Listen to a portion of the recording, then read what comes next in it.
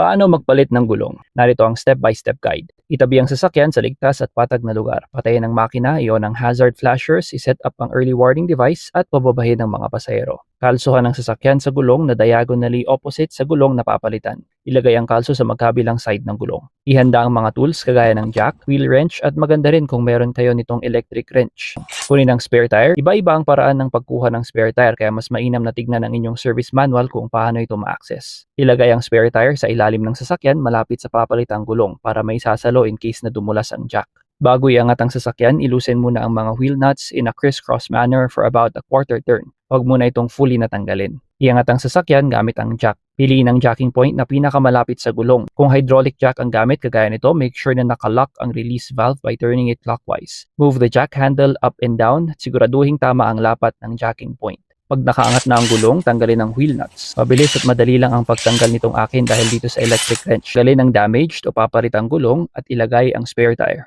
Ibalik ang mga wheel nuts. Slowly baba ang jack. Kung hydraulic gaya nito, turn the release valve counterclockwise. Pero huwag sobrahan dahil pag natanggal, maglilik ang oil nito. Pag nakababa na, tighten the nuts again in a crisscross manner. I-store ang gulong na pinalitan. Ipa-check at i-adjust ang tire pressure sa pinakamalapit na gas station. Ipaayos o papalitan agad ang gulong na na-damage. After approximately 1,000 kilometers, higpitan ulit ang mga wheel nuts.